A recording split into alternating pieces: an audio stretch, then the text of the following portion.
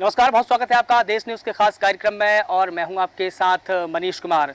नमस्कार, मैं हूं आपके साथ ऋषिका गुप्ता और देश न्यूज़ के खास कार्यक्रम में आज एक बहुत ही महत्वपूर्ण मुद्दे पर चर्चा करेंगे। अंगदान महादान। अंगदान महादान, क्योंकि दुनिया से जाने वाले चले जाते हैं जाने कहाँ, कोई कैसे ढूंढे उनको यहाँ, क्योंकि नहीं है उनके कदमों के भी निशान। लेकिन अंगदान महादान ने इन चंद लाइनों को गलत साबित कर दिया है, क्योंकि अंगदान की प्रक्रिया के माध्यम से कोई किसी की पलकों में झपक रहा है, तो कोई किसी के दिल में, सीने में दिल बन के धड़क रहा है, कोई किसी के रक्त में बह रहा है। और अगर अंगदान की ये प्रक्रिया ना होती तो शायद कोई इस दुनिया को अलविदा कहने के बाद भी इस दुनिया में जीवित ना रहा होता। और ये अंगदान महादान इतनी महत्वपूर्ण और सामाजिक पहल है। अगर आपने भी इस संकल्प को पूरा नहीं किया है तो आज ही आप संकल्प लीजिए और ये संकल्प करिए कि आप भी अंगदान करेंगे। जी बिल्कुल, और वर्तमान में जरूरत है इसको लेकर जागरूकता फैलाने की, क्योंकि कहीं ना कहीं अभी भी कई सारे मिथ हैं, कई सारी भ्रांतियां लोगों के दिमाग में हैं और कई सारे डर लोगों के दिमाग में है। और इसी पर आज खास चर्चा करेंगे। एक्सपर्ट पैनल हमारे साथ जुड़ चुका है, उनका परिचय आपसे करा देते हैं। डॉक्टर राजेश कुमार जैन हमारे साथ जुड़ चुके हैं, सर आपका बहुत स्वागत है। डॉक्टर मूरत सिंह यादव, सर्जन एम्स से, सर आपका भी बहुत स्वागत है। इसके साथ ही डॉक्टर गुरसागर बंसल हॉस्पिटल से हमारे साथ जुड़ चुके हैं, सर आपका बहुत स्वागत है। इसके साथ डॉक्टर राकेश भार्गव किरण फाउंडेशन से हमारे साथ जुड़ चुके हैं, सर आपका भी बहुत स्वागत है। Doctor Bharti Ahuja, eye specialist, Hamidia hospital से, मैम आपका बहुत स्वागत है। और इसके साथ प्रभात जैन, जिनके माता पिता ने अंगदान कर कई जिंदगियों को बचाया है, वो भी हमारे साथ इस वक्त मौजूद है। प्रभात जी आपका भी बहुत स्वागत है। साथ ही ओम पंजवानी, जो कि किडनी प्राप्त करता है, वो भी इस वक्त हमारे साथ मौजूद है। और सभी मेहमानों का मैं इस खास चर्चा में बहुत बहुत स्वागत करता हूं। लेकिन ओम पंजवानी सर, मैं सबसे पहले आपसे यह जानना चाहूँगा, आपने किडनी प्राप्त की है और कैसा महसूस कर रहे हैं आप? चूँकि मैंने पहले भी ये कहा कि दुनिया से जाने वाले चले जाते हैं लेकिन उनके निशान यहाँ नहीं मिलते, लेकिन अंगदान की प्रक्रिया ने उस को सरल साबित कर दिया है और आप किडनी प्राप्त कर रहे हैं। बताइए इसकी पूरी प्रक्रिया और कैसा आप महसूस कर रहे हैं। देखिए, मैं एक किडनी रेसिपेंट हूँ, वो भी कैडेवर फॉर्म में। जी, मैं काफ़ी करीब 7 साल से डायलिसिस पे था जी, जिसके चलते मैं काफ़ी परेशान था। 2-3 बार मेरे को आईसीयू में शिफ्ट किया गया, कार्डियक अरेस्ट हुआ, काफ़ी सारी तमाम दिक्कतों से मैं गुजरता रहा। लेकिन किडनी किसी परिवार के किसी सदस्य के ठीक ना होने की वजह से लाइव डोनर कोई नहीं था मेरे पास। हाँ। मेरा नाम लिस्ट में सबसे ज़्यादा था, जो एमपी की लिस्ट होती है रेसिपेंट की, longest years of on dialysis.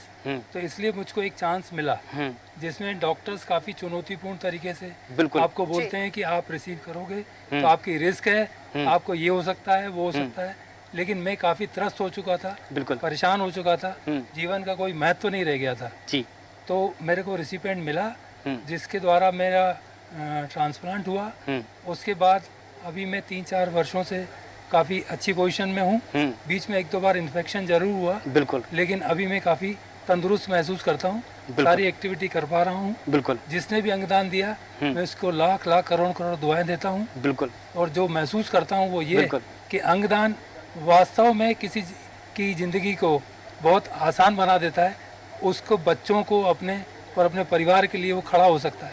अंगदान एक अच्छी प्रक्रिया है, लोगों को करनी चाहिए। बिल्कुल ठीक कहा आपने पंजवानी जी। और जिस तरह से आप बता रहे हैं कि आप अच्छा महसूस कर रहे हैं, एक्सपीरियंस आपका काफी अच्छा रहा, तो कहीं ना कहीं इस कार्यक्रम को देखकर लोग भी जागरूक होंगे कि उन्हें अंगदान करना चाहिए। और जो लेने वाला है, कहीं ना कहीं जिस तरह से आपने बताया कि लाइफ जो है ऑपरेशन के बाद एक रिस्क पर चली जाती है, लेकिन वो डिसाइड करना, अपनी फैमिली को तैयार करना एक बहुत बड़ा रिस्क है जो आपने लिया है, और जागरूकता इससे लोगों को मिलेगी। और चुनौती भरा काम तो है ही। डॉक्टर गुरसागर हमारे साथ में जुड़े हुए हैं। सर, आपसे जानना चाहूँगा कि कैसे ये ट्रांसप्लांट किया जाता है, इसकी पूरी प्रक्रियाएं क्या होती है? जी, जैसे ये ट्रांसप्लांट होता है, इसमें अगर कोई अंगदान करने के लिए अपना कोई फैमिली सामने आती है अपने मरीज का अंगदान करने के लिए, अगर कैडेवर तरीके से अंगदान हो रहा है जी, तो उसमें पेशेंट की फैमिली कंसेंट लेने के बाद जो किडनी और लिवर या जो भी अंग वो दान कर रहे हैं उसके लिए सूटेबल रेसिपिएंट की लिस्ट देखी जाती है, तैयारी की जाती है। बिल्कुल। और इस ट्रांसप्लांट में डोनेशन के लिए जब फैमिली सब कुछ एग्री हो जाती है तब ऑपरेशन होता है और वो अंगों को निकाला जाता है, उनको उनकी क्वालिटी चेक की जाती है। अगर अंग अच्छे क्वालिटी के पाए जाते हैं तो उनको प्रिजर्व किया जाता है आइस में, और साथ के साथ रेसिपिएंट को रेडी किया जाता है। अगर उनके किडनी है तो उनको किडनी ट्रांसप्लांट के लिए नई किडनी लगाई जाती है। अगर किसी का लिवर खराब है तो उनका जो डैमेज लिवर है वो निकाला जाता है, उसी जगह नया लिवर उनकी बॉडी में लगाया जाता है। बिल्कुल। इस ऑपरेशन में करीब 12 से 18 घंटे तक का समय लगता है ऑन एवरेज, और ऑलमोस्ट हॉस्पिटल स्टे जो रहता है 18 से 20 दिन का हॉस्पिटल स्टे रहता है। उसके बाद पेशेंट ठीक होकर अपने घर चले जाते हैं। ये कैडेवर ट्रांसप्लांट की प्रक्रिया है। लेकिन एक लिविंग डोनर ट्रांसप्लांट भी होते हैं जिसमें कोई स्वस्थ व्यक्ति अपने जीते जी भी अंगदान कर सकता है, लेकिन अपने परिवार वालों को, अगर परिवार में कोई पेशेंट है जिसको किडनी या लिवर की रिक्वायरमेंट है, वो अपने जीते जी भी अंगदान कर सकते हैं। एक लिविंग डोनर अपनी एक किडनी डोनेट कर सकता है अपने जीते जी, और अपने लिवर का एक हिस्सा करीब 60 से 70% हिस्सा डोनेट कर सकता है। तो ये दो तरीके से ट्रांसप्लांट किए जाते हैं। बिल्कुल जी बिल्कुल गुरसागर जी, और जिस तरह से आप बता रहे हैं ट्रांसप्लांट की ये जो पूरी प्रोसेस है, लेकिन अगर हम आंकड़ों की माने तो हर साल 5 लाख से ज्यादा जो जिंदगियां हैं वो अंगदान की कमी की वजह से, जिंदगी की जंग जो है वो लोग हार जाते हैं। किन कारणों के, बेसिकली जो कारण है वो क्या कारण है, अंगदान की जरूरत पड़ती ही क्यों है? देखिए, अगर हम लिवर की बात करें तो बहुत सारी बीमारियां ऐसी हैं जिसमें लिवर फेल हो जाता है। कुछ चीज़ें होती हैं, acute liver failure, hepatitis related failure है, इन्फेक्शंस हैं, या कुछ बच्चों में जन्मजात बीमारियां हैं। एक और प्रॉब्लम होती है लिवर में, जिसको लिवर सिरोसिस बोलते हैं। बिल्कुल। लिवर सिरोसिस के कारण होते हैं काफ़ी ज़्यादा मात्रा में जो लोग मदिरापान करते हैं, या हेपेटाइटिस बी या सी वायरसेस अगर शरीर में रहते हैं कुछ सालों तक, तो वो लिवर को परमानेंट डैमेज कर देते हैं। तो इस लिवर सिरोसिस की या लिवर फेलियर की कंडीशन में लिवर ट्रांसप्लांट किए जाते हैं। ऐसे ही किडनी में बहुत सारी समस्याएं हो सकती हैं, इससे किडनीज फेल हो जाती हैं, यूरिन बनना बंद हो जाता है, और पेशेंट्स डायलिसिस पे होते हैं, उनको किडनी ट्रांसप्लांट की रिक्वायरमेंट होती है। बिल्कुल बिल्कुल ठीक है। हमारे साथ में प्रभात जैन जी भी जुड़े हैं, जिन्होंने अपनी माता का, पिता का पूरा देहदान किया है। आप all India Jain bankers forum के अध्यक्ष भी हैं, और तकरीबन आपकी 32 ब्रांचेस भी ऑल इंडिया लेवल पर चल रही है। आपने अंगदान किया है, आपकी माता जी ने भी अंगदान किया, पिताजी ने भी पूरी बॉडी दान की है। सर, ये आपको प्रेरणा कहाँ से मिली? सबसे पहले तो यही जानना चाहूँगा। नमस्कार। जैसा कि महाभारत में भगवान श्री कृष्ण ने कहा है, जिस प्रकार की हम शरीर में कपड़े बदलते हैं, इसी प्रकार से जो है शरीर जो है, आत्मा जो है वो शरीर बदलती। बिल्कुल, यही हमारा एक मूल रूप है। जैन धर्म, हम लोग जैन हैं, तो जैन धर्म में 4 प्रकार के दान बताए गए हैं, जिसमें कि आहार दान, औषधि दान, ज्ञान दान और अंत में जीवन दान। तो शरीर और आत्मा का जितना गूढ़ रहस्य जैन धर्म में बताया गया है, उतना किसी अन्य धर्म में से ज़्यादा बताया गया है। उन्होंने हमेशा ही इस बात को माना है कि आत्मा पर ध्यान दो, शरीर तो ऐसा है, आप कितनी भी सेवा करेंगे, कितना खाना खिलाते हैं, कितना पानी पिलाते हैं, सब बेकार जाता है, एक दिन छोड़ के जाना ही है। बिल्कुल। तो ये बात हम लोगों को बचपन से ही हमारे धर्म गुरु ने बताई है हमारे लिए, इस चीज़ के लिए। और इसीलिए जब धर्म गुरु हमारे जब अपने एक एज के बाद होते हैं तो वो संधारा लेते हैं। अभी आपने देखा होगा कि आचार्य श्री विद्यासागर जी महाराज ने भी संधारा लिया। उन्होंने एक कर्मिक अवस्था के अंदर अपने शरीर को आत्मा से अलग किया और वो स्वर्ग को प्राप्त किया। जी बिल्कुल। सबसे पहले जो है हमारे समधी जी थे, डॉक्टर लहरी, प्रसिद्ध डॉक्टर थे, उन्होंने पहले ये दान दिया। उसके बाद जब उनकी उसमें हमारे फादर ने भी ये संकल्प लिया कि हम भी इस दान को देंगे, और उनको जब डॉक्टर की टीम आई, उन्होंने बताया कि इस दान से कितने फायदे होते हैं, क्योंकि उन्होंने पहले समझा इस चीज़ के लिए कि हम औषधि, हम एक बॉडी को दान करते हैं, तो उन्होंने बताया एक बॉडी को दान करने से कम 100 डॉक्टर जो है उस पर प्रैक्टिकल कर पाते हैं। बिल्कुल। 2 लोगों को आंखें मिल पाती हैं, और आपकी जो हड्डी है वो जीवन भर दधी जी की तरह वो एक जगह ही रहती है, उसको हम डिस्ट्रॉय नहीं करते हैं। तो जब भी आगे बच्चे पढ़ने आते हैं, उन हड्डियों से उनको सिखाते हैं, पढ़ाते हैं उनके लिए। तो उन्होंने बोला कि हम इस शरीर को जलाने से अच्छा है कि हम इसको इस प्रकार दान दें कि आगे आने वाली पीढ़ी की काम आए। अगर कुछ डॉक्टर भी बनते हैं तो वो डॉक्टर आगे माने सेवा कर पाते हैं उस चीज़ के लिए। तो उन्होंने वहाँ से उसको संकल्प लिया, और हमने उस संकल्प को पूरा किया। बिल्कुल। उसके बाद हमारी माता जी ने भी संकल्प लिया कि हम भी दान करेंगे, उन्होंने भी अपनी आंखों का भी दान किया, और साथ में उन्होंने देह दान भी किया। जी बिल्कुल प्रभात जी। परिवार जो है हम लोगों को बड़ा डिफिकल्ट होता है कि हम अपने माता पिता को जो इस तरीके से सौंपे कि उनकी क्या आगे स्थिति होने वाली है, लेकिन फिर भी संतोष इस बात का होता है कि हम एक अच्छे काम के लिए वो दान पार्टी को दान दें। जी बिल्कुल प्रभात जी, और सही कहा आपने, संतोष तो होता ही है, क्योंकि जो डोनर है जब उसको पता चलता है कि जो उसके जो अंग है वो किसी और को लगे हैं और कहीं ना कहीं वो जीवित है, यानी दुनिया से जाने के बाद भी वो जीवित है, मरते दम तक लोग याद करेंगे, तो बहुत अच्छा महसूस होता है। हमारे साथ और भी डॉक्टर जुड़े हुए हैं, उनका रुख कर लेते हैं। डॉक्टर राजेश कुमार जैन हमारे साथ जुड़े हुए हैं किरण फाउंडेशन से। सर, दोनों ही स्थिति को किस तरह से देखते हैं, एक जो अंगदान कर रहा है, दूसरा जो अंग ले रहा है, यानी अंगदाता और जो अंग प्राप्त करता है, जो स्थिति वो बनती है, किस तरह से देख रहे हैं सर? सर, मैं सबसे पहले आपको क्लियर कर दूं, मैं डॉक्टर नहीं हूँ। ओके जी मैं डॉक्टर नहीं हूँ, मैं रिटायर बैंक ऑफिसर हूँ जी, और किरण फाउंडेशन से जुड़ा हुआ हूँ। और हम मोटिवेशनल प्रोग्राम भी चलाते हैं स्कूलों में, कॉलेजों में, बिल्कुल, और संस्थाओं में, क्लब्स में, ताकि ज़्यादा से ज़्यादा जागरूक हों लोग बाग।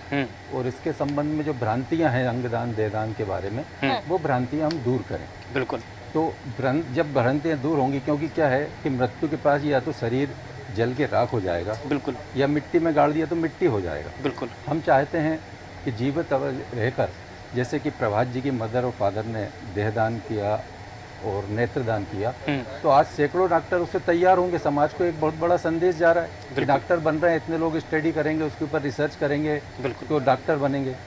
और आंखों का दान हुआ तो जो बेचारे जो अंधत्व के शिकार हो गए हैं और उनको आंखें मिलेंगी, कितनी दुआएं समाज को देंगे, कितने परिवार को, उस परिवार को देंगे। बिल्कुल, हम यही चाहते हैं। और इसमें समाज में कई भ्रांतियां हैं कि हम यदि मृत्यु के हमारे अंग भंग होके हमने जले तो हमारे शायद पूर्वज भी अंग भंग दान से पैदा होंगे। तो ये भ्रांतियां लोगों के मन में है कि हम दूर करें। ये प्रकार की कुरीतियां हैं, इनको दूर करने का हम काम करते हैं। और कैसे अंगदान दिया जाता है, देहदान कैसे किया जाता है, क्या क्या दान कर सकते हैं, जीवित अवस्था में हम क्या दान कर सकते हैं, मृत्यु के पश्चात क्या दान कर सकते हैं, ये हम इस प्रकार के मोटिवेशनल ड्राइव चलाते हैं। और हमारे देश में इस मामले में बहुत पिछड़ा हुआ है, क्योंकि रिसिपिएंट बहुत ज़्यादा है लेने वाले, और दानदाता बहुत कम है, क्योंकि इस प्रकार की उनको जागरूकता नहीं है, जानकारी नहीं है। इसलिए हम सोचते हैं कि इस प्रकार में हम आगे आएँ। यूरोप एंड अमेरिकन कंट्री में बहुत अच्छा परसेंटेज देहदान अंगदान के बारे में होता है, लेकिन भारत देश में बिल्कुल भी लो परसेंटेज है इस मामले में। हम गवर्नमेंट से, स्टेट गवर्नमेंट और केंद्र सरकार से कहते हैं कि इस पर मोटिवेशनल वो चलाया जाए और लोगों को प्रोत्साहित करे जाए। जैसे तमिलनाडु सरकार ने भी कहा, अभी करा है कि हम उसका राज की सम्मान करेंगे देहदान देने का। उड़ीसा सरकार ने तो अब तो उससे भी आगे बढ़कर न सिर्फ उन्होंने लिया है समाज का करने का निर्णय कि उनको सम्मान करेंगे, बल्कि कुछ हम राशि उनको परिवार को देंगे। बिल्कुल ठीक कहा सर, इस प्रकार से बिल्कुल ठीक कहा सर। डॉक्टर राकेश भार्गव जी भी हमारे साथ में जुड़े हैं। सर, आपसे जानना चाहूँगा, जैसा कि सर ने कहा कि बहुत सारी भ्रांतियां हैं, बहुत सारी गलतफहमियां हैं, तो इनको कैसे दूर किया जाए। और इसी से जुड़ा हुआ दूसरा सवाल भी करना चाहूँगा, जैसा कि दक्षिण भारत की सरकारों का आपने जिक्र किया कि वहाँ पर प्रोत्साहन मिलता है, तो क्या हमारे यहाँ भी ऐसी कोई योजना या ऐसा कोई प्रोत्साहन राशि मिलनी चाहिए ताकि लोग अधिक से अधिक संख्या में आकर के अपना देहदान करें, अंगदान करें और लोगों का जीवन बचाएं? जैसे आपने कहा कि उनको कुछ सम्मान मिलना चाहिए जो जैसे वहाँ पे करते हैं, उसके लिए हमने यहाँ मध्य प्रदेश सरकार से आग्रह किया है कि आप इसको दिल्ली जो नोटो हेड ऑफिस होता है ऑर्गन डोनेशन का, उनसे आप रिक्वेस्ट करें, उनको एक प्रपोजल भेजें तमिलनाडु या उड़ीसा सरकार की तरह। बिल्कुल, क्योंकि वैसे इसमें मैं किसी को पैसा दे के नहीं कर सकता। जो नियम है उसमें सरकार कुछ अगर अपनी तरफ से मदद करे, इंश्योरेंस दे दे उनकी फैमिली को, तो वो संभव है। और जैसे आपने एक और सवाल पूछा था। जी बिल्कुल, मैंने भ्रांतियों को लेकर पूछा था। कई सारी गलतफहमियां हैं हमारे समाज में ट्रांसप्लांट को लेकर कि हम ऐसा करेंगे ऐसा हो जाएगा, हम ये नहीं करेंगे, इसको कैसे दूर किया जाए? देखिए, इसके लिए हम काफ़ी 7-8 साल से काम कर रहे हैं जी। और हमने जैसे श्री श्री रविशंकर जी हैं या ब्रह्म कुमारी शिवानी जी हैं, तो परमानंद जी हैं, जो काफ़ी लोग इसको सपोर्ट करते हैं, समर्थन करते हैं। हम उनके वीडियो भी लोगों को दिखाते हैं, लेकिन हम गुरु को फॉलो करते हैं। हाँ। लेकिन उसको हम 100% फॉलो नहीं करते। बिल्कुल, जहाँ हमें मतलब अपने मन का नहीं होता ना, तो हम गुरु की बात नहीं मानते, जबकि हमारे ऐसा बोला है कि गुरु ईश्वर से बड़ा होता है। बिल्कुल। तो अगर गुरु ने बोला है कि आपको इस नदी में कूदना है तो कूदना है, बिना एक पल को सोचे, तो लोगों को इसमें एक अपना स्वार्थ छोड़ना चाहिए। बिल्कुल। कि जो जैसे आपने अभी बोला कि वो एक भ्रांति होती है कि मैं आंखें दान कर दूंगा तो आंखें नहीं होंगी, या जैसे हम ऋषि दधीची का किस्सा सबको मालूम है, कहीं शास्त्रों में नहीं लिखा था, किसी धर्म ग्रंथ में नहीं लिखा था कि आप जरूरत पड़ने पर अपनी हड्डियों का दान कर देना। तो ये तो उन्होंने अपने विवेक से उस समय उचित निर्णय लिया कि समाज को मेरी जरूरत है, मैं हड्डियों का दान करूंगा तो उससे समाज का भला होगा। उसी तरह जैसे हम भगवान राम के वंशज थे राजा शिवी, उन्होंने एक कबूतर को बचाने के लिए अपना मांस निकाल के तोल के उसके बदले में उनको दे दिया था। तो जब हमारी परंपरा इतनी महान है, इतनी अच्छी संस्कृति है, उसके बाद भी हम छोटी छोटी चीजों के लिए मतलब तैयार नहीं होते। पर ठीक है, समय लगेगा। जी बिल्कुल राकेश जी, और संस्कृति को लेकर एक बहुत ही सुंदर वाक्य आपने यहाँ पर समझाया है, जो कहीं ना कहीं हमारे दर्शकों के लिए भी बहुत ज्यादा सहयोगी होगा। और आंखों को लेकर चूंकि हम बात कर रहे थे, हमारे साथ डॉक्टर भारती आहूजा भी जुड़ी हुई है, आई स्पेशलिस्ट हमीदिया हॉस्पिटल से। डॉक्टर भारती, आपके पास मैं आना चाहूंगी, चूंकि नेत्रदान को लेकर हम बात कर रहे हैं, आपसे भी जिस तरह से चर्चा हुई, आपने भी कई सारे नेत्रदान कराए हैं, ट्रांसप्लांट आपने किए हैं, किस तरह से नेत्रदान में क्या पूरी आंखें दान कर दी जाती है या कौन सा हिस्सा जो है वो आंखों का दान किया जाता है, और एक जो नेत्रदान अंगदाता जो होता है वो एक आंखों से मतलब कितनी जिंदगियां बचा सकता है? जी, सबसे पहले मैं बहुत बहुत धन्यवाद करना चाहूँगी देश न्यूज़ चैनल का, मुझे यहाँ इनवाइट करने के लिए।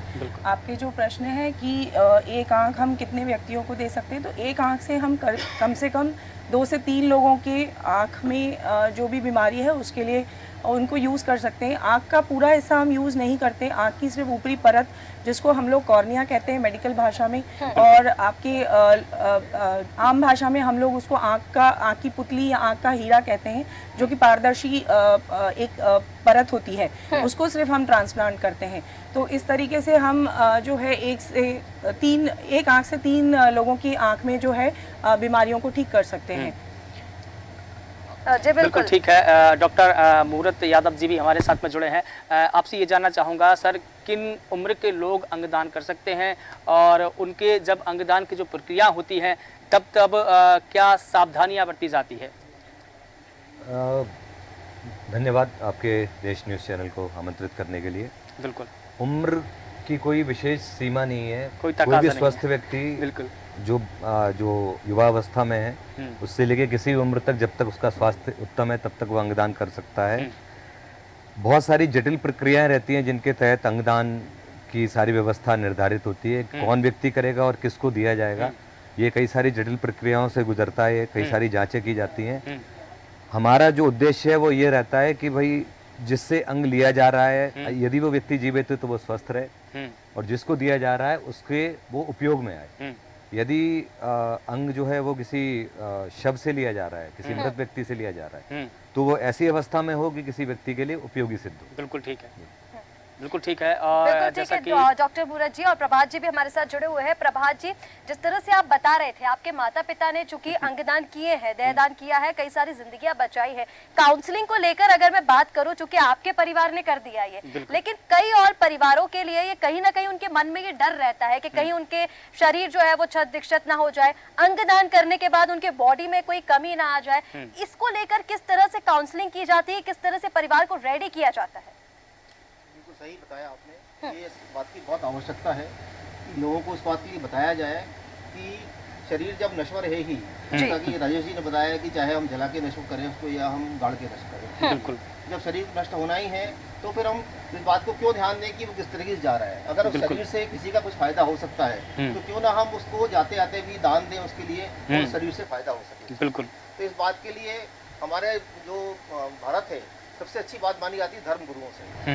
अगर हम ये चीज़ बच्चों को, जैसे स्कूल जो छोटे बच्चे होते हैं, प्राइमरी स्कूल होते हैं, उसके वहाँ से ही इसको बढ़ाएं आगे के लिए, उनको बच्चों को शिक्षा दें कि अंगदान या देहदान जो है बहुत अच्छी चीज़ है, इससे किसी प्रकार का कोई नुकसान नहीं है।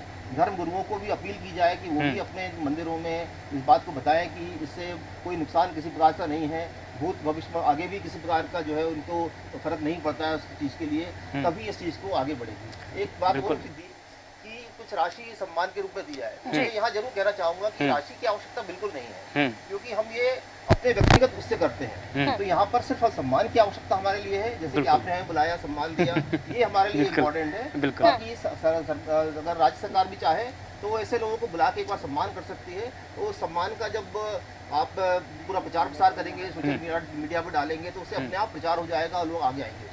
हाँ, बिल्कुल ठीक कहा सर आपने। चूँकि सम्मान की बात भी है, आत्मसम्मान की बात भी है, और जहाँ तक हमारा ये सवाल है कि जब हम इस प्रकार की प्रक्रिया अपना रहे हैं तो हम सभी की सामूहिक जिम्मेदारी बनती है कि हम इसको और प्रोत्साहन करें सामाजिक तौर पर। डॉक्टर गुरसागर साहब, आपके पास में आना चाहूँगा कि जब हम ट्रांसप्लांट कर रहे होते हैं तो जान को कितना खतरा होता है और इसके सक्सेस होने की कितनी प्रतिशत संभावना रहती है? जी, बहुत ही महत्वपूर्ण प्रश्न आपने ये उठाया है। इसमें क्या है कि मरीजों को, जिनको अंगदान चाहिए, जिनको ऑर्गन की ज़रूरत है, उनके मन में भी एक डर रहता है कि शायद इस ट्रांसप्लांट के बाद मैं बचूं या ना बचूं। हाँ, बिल्कुल ठीक है। और बहुत सी ऐसी अफवाहें भी सोसाइटी में हैं कि अंगदान का रिजल्ट बहुत अच्छा नहीं है और उससे जान का खतरा बहुत ज़्यादा होता है। लेकिन मैं बताना चाहूँगा कि अगर हम लिवर की बात करें, 85 to 90% success rate liver transplant के बाद होता है। बिल्कुल। मतलब 10 से 15% पेशेंट्स को लाइफ का रिस्क रहता है, लेकिन वो भी शुरुआत के 2 से 3 हफ्ते। जैसे ही एक बार रिकवरी पीरियड में पेशेंट चले जाते हैं, उसके बाद वो रिस्क ना के बराबर हो जाता है। बिल्कुल। लेकिन अगर हम ट्रांसप्लांट ना करें तो बीमारी के साथ जीने में हम 60 से 80% रिस्क में जी रहे होते हैं। तो अगर हम रिस्क कंपेयर करें तो अंगदान जो करने के बाद जो ट्रांसप्लांट हो रहा है, उस ट्रांसप्लांट में बहुत ही फायदा है और बहुत कम रिस्क है। और बहुत से सेंटर्स ऐसे हैं जहां किडनी ट्रांसप्लांट की अगर हम बात करें तो 1 से 2% रिस्क है, 98 to 99% सक्सेसफुल है। तो इतने जब हम 90+% में लिवर और किडनी ट्रांसप्लांट के रिजल्ट्स देखते हैं तो ये बहुत ही मोटिवेटिंग है। और पेशेंट्स को इसके लिए सामने आना चाहिए, खुद से एक इसमें लिस्ट होना चाहिए कि हमें भी अंगदान करें ताकि वो बीमारी से छुटकारा पा सके और जिस रिस्क में वो जी रहे हैं वो रिस्क खत्म हो सके। बिल्कुल ठीक कहा सर आपने। डॉक्टर गुरसागर जी, और हमारे साथ डॉक्टर मूरत सिंह यादव जी भी जुड़े हुए हैं। सर, आपसे ये जानना चाहूंगी, इसी से जुड़ा हुआ एक सवाल है। जिस तरह से गुरसागर जी बता रहे थे कि कहीं ना कहीं रिस्क होता है, और फिर जब हम ये दोनों तथ्यों को देखें कि एक स्वस्थ व्यक्ति का ऑपरेशन होता है, जिसे कोई बीमारी नहीं है, उसका ऑपरेशन यहाँ पर हो रहा है, और दूसरा उसका ऑपरेशन हो रहा है जो उस अंग को ले रहा है, तो कहीं ना कहीं दोनों में रिस्क है। जो लाइफ है वो वैसे ही रिस्क में जा रही है। लोगों के मन में ये डर भी रहता है कि हमारे आसपास नहीं होगा, हायर सेंटर्स पे हमें जाना होगा। तो प्रोत्साहन से भी इसको जोड़कर अगर हम देखें तो आप इसको किस तरह से देखते हैं कि क्या प्रोत्साहन राशि मिलनी चाहिए और कितना रिस्क सर इसमें देखते हैं? देखिए, प्रोत्साहन राशि के बारे में मेरा व्यक्तिगत मत जो है वो उस प्रपोजल से जुड़ा है, जैसा कि डॉक्टर राकेश भार्गव जी ने पहले कहा कि शासन को एक योजना बना के या एक हमें खाका बना के भेज देना चाहिए कि ये विभिन्न पहलू हैं, इनसे प्रोत्साहित किया जा सकता है। शासन को निर्णय लेने दिया जाए कि शासन इस पर प्रोत्साहन राशि देना चाहता है कि नहीं। पर सम्मान के लिए तो मैं निश्चित तौर पे हाँ कहूँगा कि वो व्यक्ति जो अंगदान के क्षेत्र में उत्कृष्ट कार्य कर रहे हैं, जो लोगों को प्रोत्साहित कर रहे हैं, जो स्वयं अंगदान कर रहे हैं, जिनके परिवारजनों ने अंगदान किया है, उनको, समाज को, शासन को सम्मानित तो करना ही चाहिए। बिल्कुल बिल्कुल ठीक कहा सर आपने। और हमारे साथ में डॉक्टर राकेश भार्गव जी भी जुड़े हैं। जब हम इस बात की चर्चा कर रहे हैं कि ट्रांसप्लांट की, तो सबसे पहले भारत में इसकी प्रक्रिया शुरुआत हुई। हमने देखा कि कैसे भगवान शंकर ने गणेश जी की गर्दन का ट्रांसप्लांट किया। ये पद्धति वहाँ से चली आ रही है और यही पद्धति पूरी दुनिया में गई। पूरी दुनिया ने इसको एडॉप्ट किया और इस पद्धति को आगे बढ़ाया। लेकिन आज हम वर्तमान आधुनिक भारत की बात कर रहे हैं तो कहीं ना कहीं हमारा ही देश इससे पिछड़ा हुआ है। कम से कम हमारे ही यहाँ पर केस आते हैं। अगर हम ऑल इंडिया या ऑल वर्ल्ड की बात करें तो पूरी दुनिया में इस प्रकार के केसेस बहुत मिलते हैं, इंडिया में बहुत कम मिलते हैं। डॉक्टर सर, देखिए, आपने बिल्कुल सही कहा। पहला ट्रांसप्लांट तो हिंदुस्तान में बिल्कुल गणेश जी का ही हुआ था। गणेश जी का ही हुआ था, बिल्कुल। लेकिन आप अगर हमारे यहाँ देखें पिछले 500, 800, 1000 साल में, तो कुछ हम लोग धर्म से भटक गए थे। बिल्कुल। हम लोग मतलब कुरीतियों में और इन सब चीज़ों में, जैसे मेरा मानना है कि जैसे एक दहेज प्रथा थी वो भी अब कम हो गई, या सती प्रथा थी वो भी कम हो गई, बाल विवाह भी खत्म हो गया, सती प्रथा खत्म हो गई। तो वैसे ही जैसे अगर हम याद करें 25-28 साल पहले से हम एक ऐड देखते थे, विज्ञापन 2 बूंद जिंदगी की, बिल्कुल अमिताभ बच्चन आके बोलता था। बिल्कुल तो 18-20 साल में हिंदुस्तान में पोलियो बिल्कुल खत्म हो गया। खत्म हो गया। तो मेरा विश्वास है कि अगले 20-25 साल में जिसको किडनी चाहिए होगी उसको 1 महीने के अंदर किडनी मिलेगी। और एक हमारे पास जैसे ब्लड बैंक होता है वैसी किडनी बैंक होगा, लिवर बैंक होगा, जैसे आई बैंक होता है। तो हम उम्मीद तो यही करते हैं कि किसी को डायलिसिस लंबे समय तक नहीं कराना पड़ेगा। तो ये भी चाहते हैं कि जितना पैसा हमारी बैंकों में होता है उतना क्या बोलते हैं लीवर भी हो या जो अंग है वो भी हो, ताकि दुनिया में या कहीं भी भारत में इस प्रकार की कमी हो ही ना और लोग 100 साल नहीं 200 साल जिए। मैं आपसे एक और चीज़ ये जानना चाह रहा था कि भारत में इसकी कमी क्यों है, कहाँ हम पिछड़े हुए हैं? देखिए हमारे यहाँ जैसे अभी सर ने बताया था प्रभात जी ने, जैसे स्पेन में है या यूरोप में लगभग 30 से 35 हर 10 लाख में ऑर्गन डोनेशन होता है मृत्यु उपरांत। बिल्कुल। हमारे यहाँ हिंदुस्तान में वो अभी भी 0.5 पे आया है, जो 5-6 साल पहले 0.15 था। तो हम धीरे धीरे आगे बढ़ रहे हैं और ये एक स्लो प्रोसेस है। जैसे मैंने आपको बताया कि मतलब हमारे यहाँ भ्रांतियाँ इतनी ज्यादा हैं, हम मतलब क्या कहना चाहिए, ये गलतफहमियां, भ्रांतियां और मिथ इतने ज्यादा हो गए हैं कि लोगों के मन में वैसे ही डर जो है वो बना हुआ है। हर धर्म में इंसानियत को सबसे ऊपर सर्वोपरि रखा गया है। और दान ये एक ऐसा दान है जिसको आप जैसे ब्लड आप बना नहीं सकते, इस चीज को आप खरीद नहीं सकते, ये दिल से देने में ही इससे का उपयोग होता है। जैसे बच्चा पैदा होता है, ठीक है ना, तो आप सबसे पहले क्या करते हैं, आप गरीबों को कपड़े बांटते हैं, दान करते हैं, मिठाई खिलाते हैं, दान। तो दान तो पैदा होते ही हमारे संस्कार में डाल देते हैं। दूसरी चीज, जैसे आप हर धर्म में किसी भी धर्म में आप देखें तो 1%, 2%, 3% पैसा दान करते हैं। जैसे एक वो सांवरिया सेठ है, तो वहाँ पे लोग पार्टनर बनाते हैं कि ये सांवरिया सेठ हमारे 10% के पार्टनर है, जितना कमाते हैं ईमानदारी से उनको देते हैं। तो मेरा ये कहना है कि जब बच्चा पैदा होता है तो वो 3 किलो का होता है, 4 किलो का,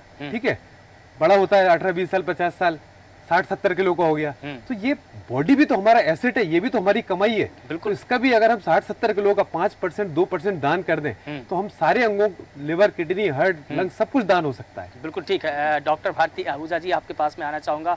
भारत में अभी तक ऐसे कितने केसेस, कितने आंकड़े सामने आए हैं जिन्होंने अपनी मर्जी से, स्वयं की मर्जी से आकर के अपना अंग दान किया हो, नेत्र दान किया हो, शरीर का कोई भी हिस्सा दान किया हो?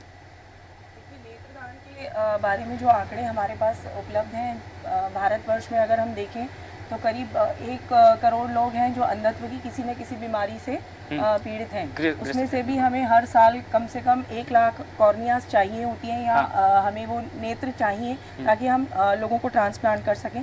पर अगर हम देखें तो हम सिर्फ उसका 30% ही अभी तक यूज़ कर पा रहे हैं या 30% ही हमें मिल पा रही है। पूरी तरह से हमें जितना नेत्रदान चाहिए उस तक वो लक्ष्य हम अभी तक पूरा नहीं कर पा रहे। लेकिन इसके पीछे की क्या संसाधनों की कमी हो सकता है, लोगों में जागरूकता की कमी हो सकती है, एक अंधविश्वास हो सकता है, इसके पीछे का जो मेन पॉइंट है वो क्या हो सकता है? जी, लोगों में जागरूकता की कमी है और अंधविश्वास भी काफ़ी है। लोगों में ये सोच रहती है कि अगर हम अपने नेत्र दान कर देंगे तो हम अगले जन्म में बगैर नेत्रों के पैदा होंगे, हम अंधे पैदा होंगे या हमारा शरीर विक्षिप्त पैदा होगा। इस तरीके की भ्रांतियां हैं लोगों के मन में या दिमाग में, और इन भ्रांतियों को हमें दूर करने के लिए जागरूकता जो है उसको बढ़ाना चाहिए। जी बिल्कुल डॉक्टर भारती, और जिस तरह से आप भ्रांतियों के बारे में बात कर रही है, बिट के बारे में बात करी, राजेश जी आपके पास पे आना चाहूँगी, क्योंकि आप एक बड़ी संस्था से जुड़े हुए हैं और इस तरीके के जो काम है वो वहाँ पर किए जाते हैं। मोटिवेशन की अगर मैं बात करूँ, अवेयरनेस फैलाने की अगर मैं बात करूँ, चूँकि लोगों के दिमाग में मिथ है, डर है, भ्रांतियाँ हैं, लेकिन इसको दूर करने के लिए अब किस तरह से जागरूकता, भारत में किस जागरूकता की कमी यहाँ पर हो रही है और किस तरह से आप जागरूकता फैलाएं कि बच्चों से लेकर बड़ों तक सभी अवेयर हों कि आपको अंगदान करना चाहिए? हाँ, मैं इस बारे में ये कहना चाहता हूँ कि सरकार का शिक्षा विभाग इस बारे में सोचे कि हमें स्कूल की शिक्षा के माध्यम से ही लोगों को, बच्चों को शुरुआत की बता देना चाहिए कि आपको किस प्रकार से अंगों का क्या यूज़ होता है, क्या कैसे अंगों का दान करा जा सकता है और कैसे। तो ये शिक्षा यदि हम शुरू से बच्चों के मन में पेट कर दें तो हम उनको, परिवार को वो अच्छे ढंग से समझा सकते हैं, उनकी भ्रांतियों को दूर कर सकते हैं। हम जैसे एक प्रोग्राम में गए थे, अभी एक हमने बताया था कि इनने फला आदमी ने नेत्रदान कर दिया अपने, तो उनने बोला नेत्रदान क्यों करे, अरे उनके तो फिर तो आगे की पीढ़ी भी इनको इस प्रकार से शायद नहीं पीड़ित है।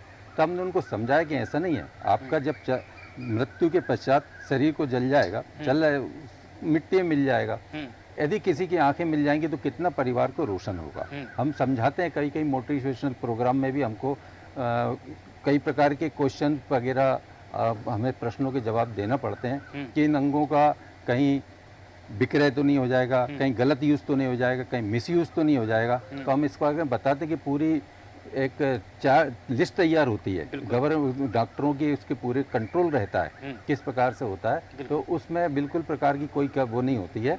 और आप अंगदान फ्रीली कर सकते हैं। अंगदान के हम किस प्रकार जागरूक कर सकते हैं, तरह तरह के क्वेश्चन होते हैं, उनको उसी समय जवाब देके उनको संतुष्ट करें। इसी से जुड़ा हुआ एक और मैं आपसे सवाल जानना चाहूँगा। आपने एजुकेशन की बात की, बहुत अच्छा। क्या हम जो साइंस की किताबें पढ़ते हैं, क्या उन साइंस की किताबों में कोई ऐसा एक पाठ जोड़ देना चाहिए जिसके माध्यम से इसकी जागरूकता बच्चों में तो हो, बड़ों में भी हो, और एक व्यापक पैमाने पर पूरे हिंदुस्तान में इस बात का फैल जाए कि अगर हम अंगदान कर रहे हैं तो इसका कोई नुकसान हमको नहीं है, बल्कि किसी की ज़िंदगी अगर हम बचा सकते हैं तो इससे बड़ा कोई पुण्य और नहीं हो सकता है। क्या सरकारों को, समाज को किसी पाठ में, साइंस की किताब में कोई पाठ जोड़ देना चाहिए? बिल्कुल जोड़ देना चाहिए। मैं बिल्कुल भारत सरकार और राज्य सरकार को मिलकर इस दिशा में काम करना चाहिए। CBSE की उसमें नोटिफिकेशन आ गया है, अगले साल से जो हमारी नई किताबें आएंगी छपके, उनमें अंगदान के ऊपर एक पाठ होगा। बिल्कुल, बहुत अच्छा। चूँकि हम अभी चर्चा कर ही रहे थे, आपने बहुत अच्छा बताया कि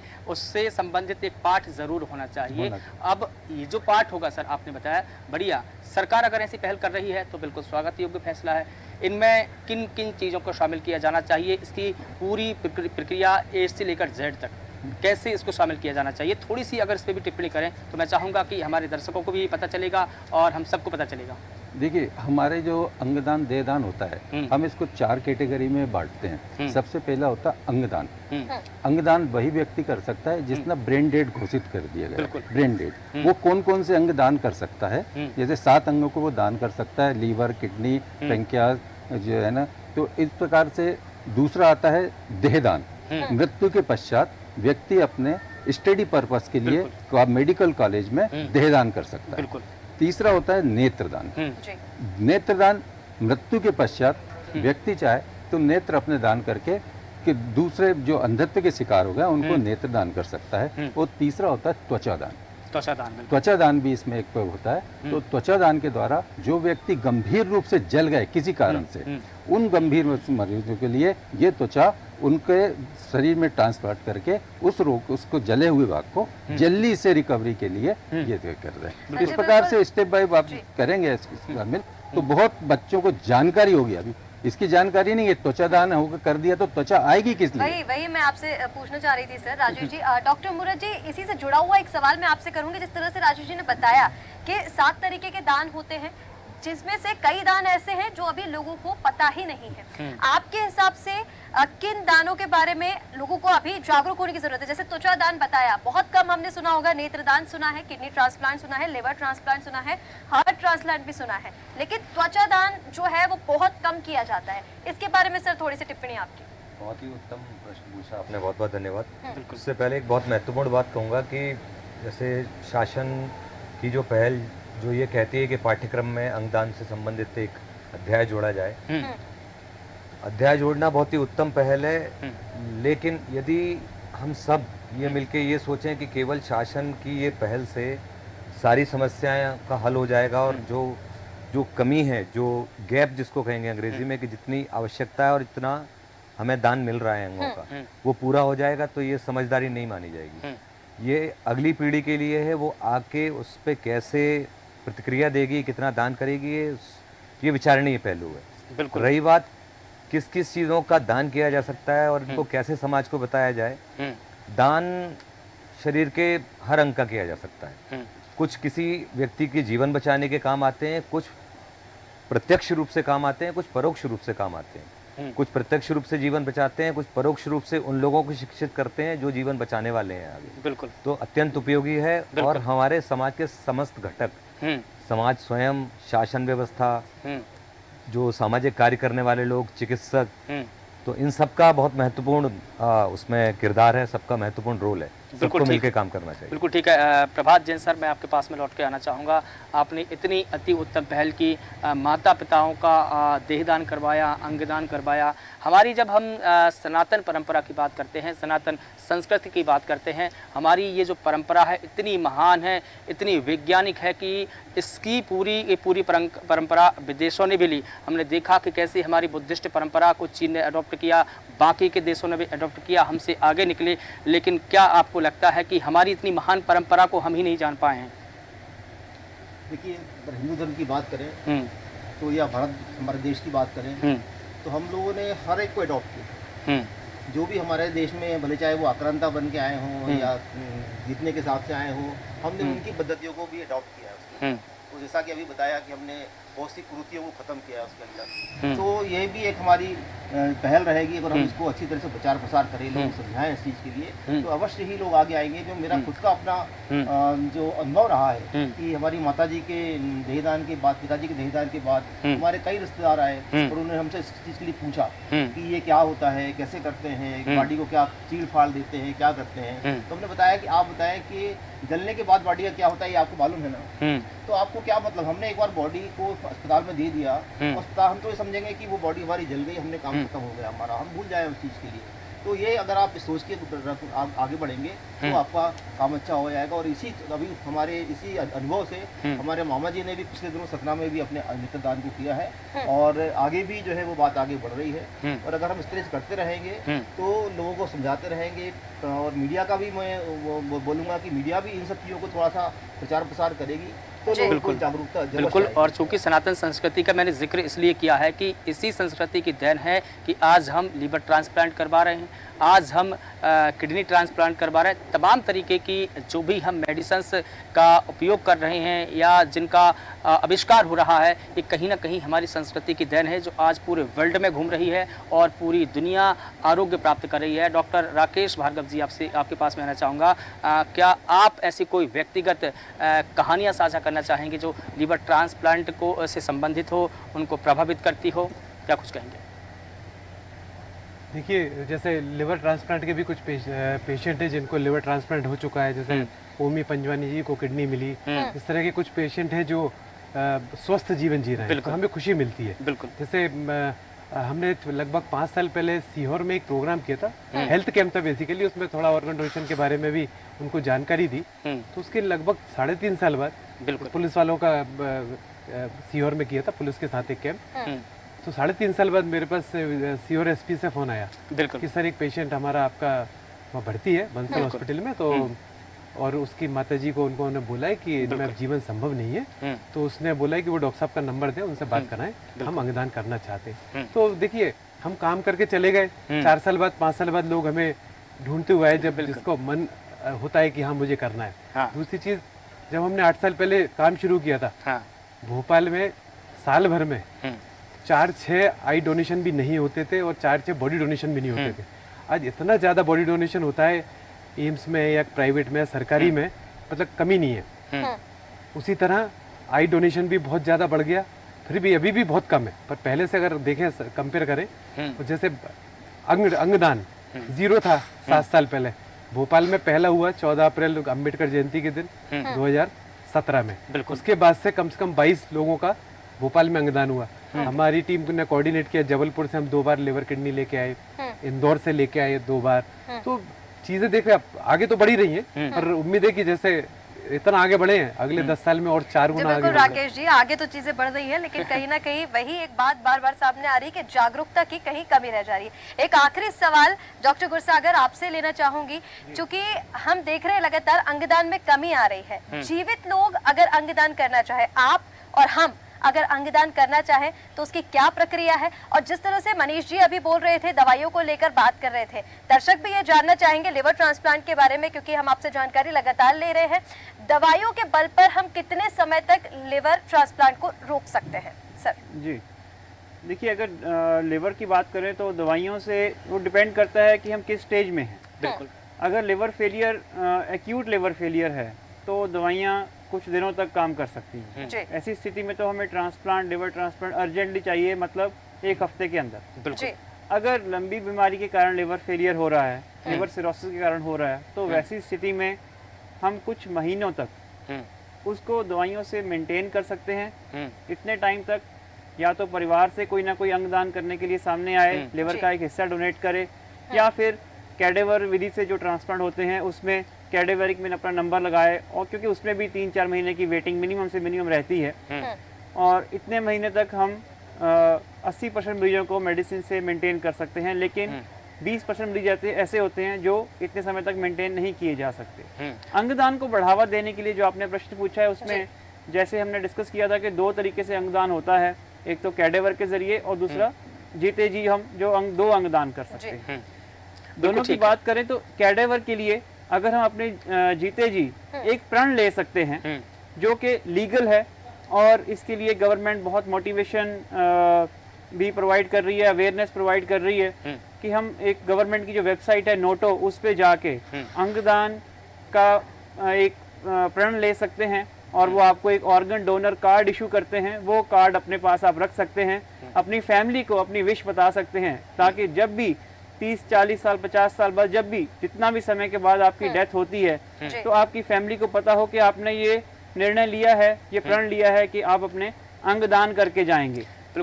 इससे हम जो अंगदान की जो इतनी शॉर्टेज है उसको प्रमोट कर सकते हैं। ऐसे ही अगर फैमिली में कोई पेशेंट है जिसको किडनी या लिवर ट्रांसप्लांट की जरूरत है तो हम अपने जीते जी अपनी एक किडनी डोनेट कर सकते हैं, और लिवर का एक हिस्सा करीब 50 से 60% हम डोनेट कर सकते हैं। और जीवित डोनर को कोई ऑलमोस्ट 0.5 से ज्यादा रिस्क नहीं होता, उनके लिए ये ऑपरेशन 99.5% तक सेफ है। 0.5% रिस्क है जो कि बहुत ना के बराबर है। बिल्कुल ठीक है। अपने जीते जी हम ये छोटी सी चीज और जानना चाह रहा था सर कि लीवर ट्रांसप्लांट के बाद में जिंदगी कितनी आसान या कितनी कठिन हो जाती है? लिवर ट्रांसप्लांट के बाद कुछ महीने बॉडी को रिकवर होने में लगते हैं, क्योंकि लिवर एक तरीके से बॉडी का पावर हाउस है, जैसे जो कि पूरी बॉडी को ऊर्जा देता है।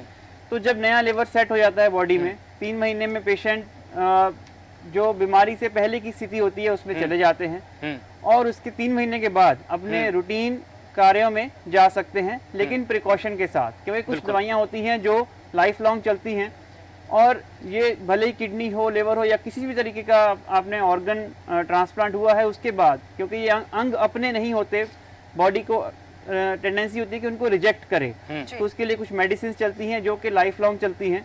उन मेडिसिन की से इम्यूनिटी कम होती है तो इन्फेक्शंस के रिस्क भी रहते हैं। बिल्कुल ठीक है। तो वो इन्फेक्शंस के रिस्क कई बार पेशेंट्स को परेशानियां दे सकते हैं, लेकिन वो सब कॉम्प्लिकेशन मैनेजेबल होती हैं। अगर इंसान की जान बचेगी तभी तो कॉम्प्लिकेशन आएंगी, तभी उनको हम डील कर सकेंगे। तो अंगदान के बाद जो ये प्रॉब्लम्स आती हैं ऑर्गन ट्रांसप्लांट के बाद, वो बहुत ही मैनेजेबल हैं। 5 से 10% पेशेंट को आती हैं, उनको मेडिसिन के जरिए मैनेज किया जा सकता है। जी बिल्कुल डॉक्टर गुरसागर जी, और जिस तरह से आपने बताया कि जीवित व्यक्ति अगर अंगदान करता है तो 99.5% वो सक्सेसफुल होता है। बिल्कुल ठीक है ऋषिका, और ज़रूरी नहीं कि लंबी उम्र ही काफ़ी हो, आप शॉर्ट टाइम में भी लॉन्ग टाइम जी सकते हैं। कैसे? अगर आपने अंगदान का संकल्प नहीं लिया है तो आज ही संकल्प लीजिए कि मैं अपना अंगदान करूंगा और दूसरों के जीवन को बचाऊंगा। आज हमने इस खास परिचर्चा में अंगदान महादान पर ये चर्चा की है, और हमारे साथ में तमाम मेहमान जुड़े, आप सभी का मैं बहुत शुक्रिया अदा करता हूं कि आपने इस परिचर्चा में अपनी अपनी टिप्पणी की और अपने अपने विचार रखे। तो फिलहाल देश न्यूज़ के खास कार्यक्रम में इतना ही। मुझे दीजिए इजाज़त, और आप लगातार बने रहिए देश न्यूज़ के साथ। नमस्कार। नमस्कार।